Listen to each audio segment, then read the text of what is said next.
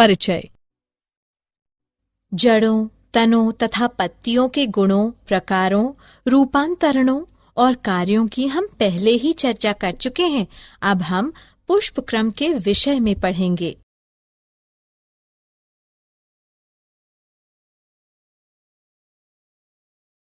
उद्देश्य।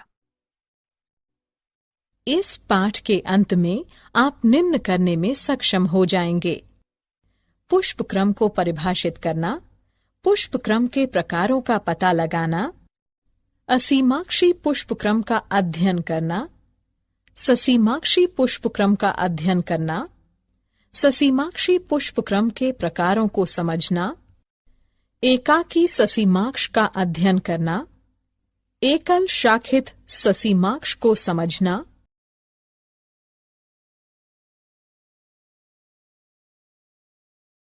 द्विशाखित ससीमाक्ष को पढ़ना, बहुशाखित ससीमाक्ष को समझना, पुष्प क्रम के विशेष प्रकारों का अध्ययन करना, साइथियम का अध्ययन करना, पुष्प भ्रमी को समझना, हाइपेंथोडियम का पता लगाना।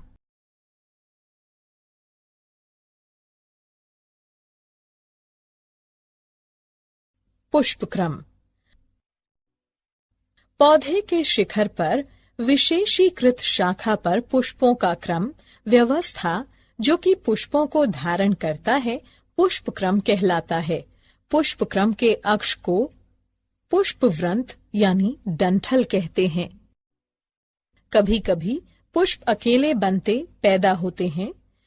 पुष्पों का ऐसा क्रम एकाकी कहलाता है।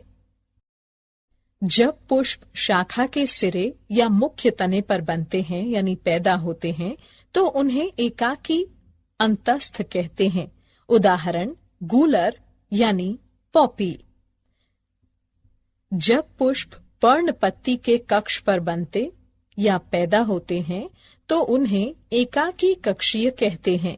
उदाहरण पिटूनिया, हिबिस्कस रोजा, सिनेंसिस।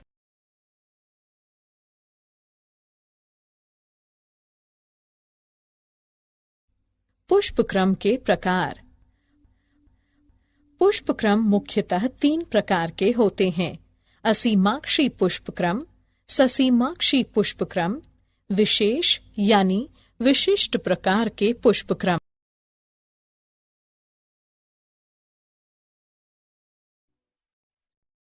असीमाक्षी पुष्प क्रम। असीमाक्षी पुष्पक्रम के मुख्य अक्ष में लगातार वृद्धि की क्षमता होती है तथा यह पुष्प में जाकर समाप्त नहीं होता है। मुख्य अक्ष पर पुष्प अग्राभिसारी अनुक्रम को दर्शाते हैं। पुराने पुष्प आधार की ओर और नए पुष्प शीर्ष की ओर लगे रहते हैं। कभी कभी मुख्य अक्ष छोटा रह जाता है तथा पुष्प गुच्छे समूह बनाते हैं। इस प्रकार की स्थितियों में पुष्प केंद्राभिसारी यानी अभिकेंद्र अनुक्रम को दर्शाते हैं। यहाँ पुराने पुष्प पार्श्व की ओर तथा नए पुष्प केंद्र की ओर लगे रहते हैं।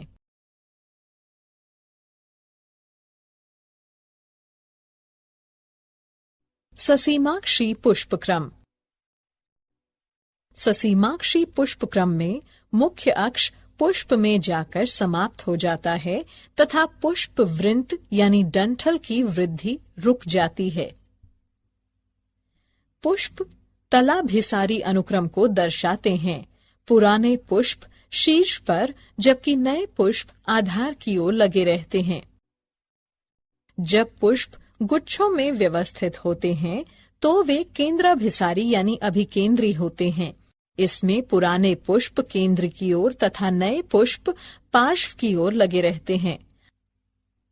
ससीमाक्षी पुष्पक्रम अनेक प्रकार का होता है: एकाकी ससीमाक्ष, एकल शाखित ससीमाक्ष, द्विशाखित ससीमाक्ष, बहुशाखित ससीमाक्ष।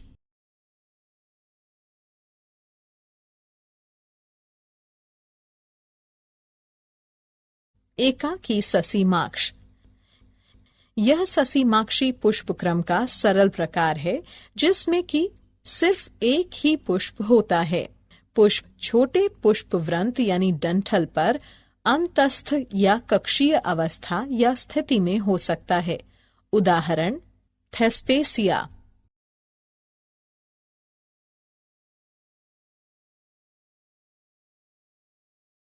एकल शाखित ससीमाक्ष। इस प्रकार के पुष्प क्रम में पुष्पवृंत पुष्प में जाकर समाप्त हो जाता है। समान रूप से पुष्पवृंत यानी डंठल की एक शाखा निम्न स्तर पर विकसित होती है तथा पुष्प में जाकर समाप्त हो जाती है। यदि शाखाएं एक तरफ ही उत्पन्न होती हैं, तो इस तरह के पुष्प क्रम को एकल शाखित घुमावदार ससीमाक्ष कहते हैं। उदाहरण हेमेलिया ड्रोसेरा। यदि शाखाएं एकांतरित टेढ़े मेढ़े ढंग में उत्पन्न होती हैं, तो इस तरह के पुष्प क्रम को एकल शाखित यानी कुटिल या कुंडलित ससीमाक्ष कहते हैं। उदाहरण हेलियोट्रोपियम।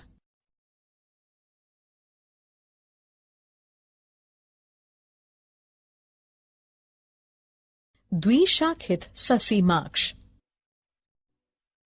इस तरह के ससीमाक्षी पुष्पक्रम में पुष्पवृंत यानी डंठल अपने सिरे पर एक पुष्प निर्मित करता है। इस प्रकार पुष्पवृंत यानी डंठल स्वतः ही निम्न स्तर पर दो शाखाएं निर्मित करता है। यदि पुष्पक्रम में केवल 3 पुष्प हों, जहां की केंद्रीय पुष्प सबसे पुराना और बराबर वाले पुष्प नए हों, तो इसे सरल द्विशाखित ससीमाक्ष कहते हैं। उदाहरण चमेली। यदि पुष्पक्रम शाखित होता है तो उसे संयुक्त द्विशाखित ससीमाक्ष कहते हैं। उदाहरण क्लेरोडेंड्रॉन और रिटिया।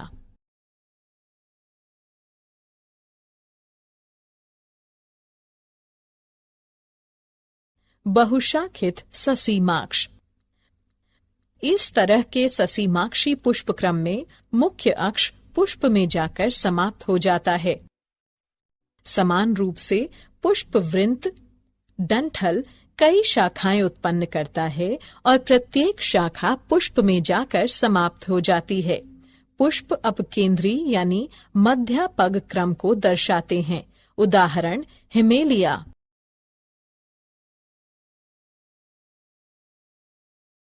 विशेष प्रकार के पुष्पक्रम।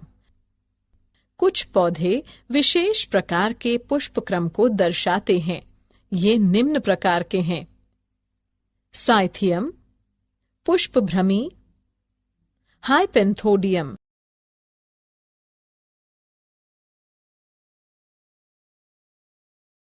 साइथियम। इसमें पुष्पक्रम बहुत कम या छोटा होता है। यह एक कप के आकार का पात्र धानी है जो कि 5 सहपत्रों के संलयन से बना होता है।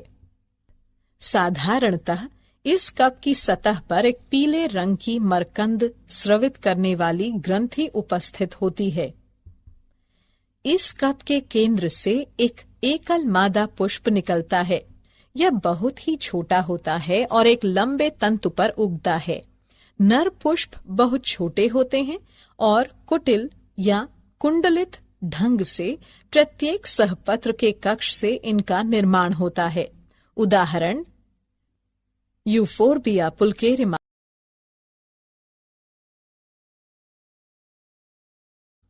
पुष्पभ्रमी। पुष्पभ्रमी एक विशेष प्रकार का पुष्पक्रम है जो कि ल्यूकस में दिखाई देता है। इसमें तने की प्रत्येक गांठ पर किसी भी एक तरफ 2 कक्षीय विपरीत ससीमाक्षी पुष्पक्रम विकसित होते हैं।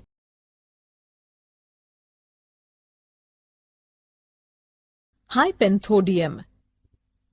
इस तरह के पुष्पक्रम में पात्र यानी धानी एक गुहा युक्त गोलाकार हो जाता है।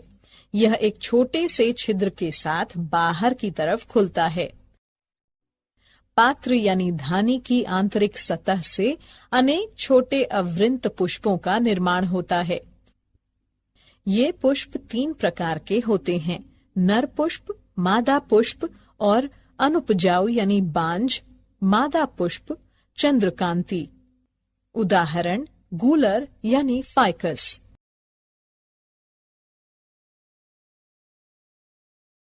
क्या आप जानते हैं? अमोर्फोफिलस भारत का सबसे बड़ा पुष्पक्रम है। पूया रेमोंडी 32 फीट विश्व का सबसे बड़ा पुष्पक्रम है। दल युक्त सहपत्र बोगेनविलिया में पाया जाता है।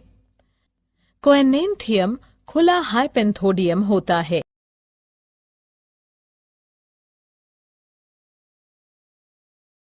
सारांश।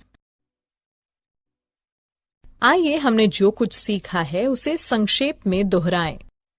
पुष्प विभिन्न प्रकार के पुष्पक्रमों में व्यवस्थित होते हैं। पुष्पक्रम के अक्ष को पुष्पवृंत यानी डंठल कहते हैं। पुष्पक्रम फूल गोभी का खाने योग्य हिस्सा होता है।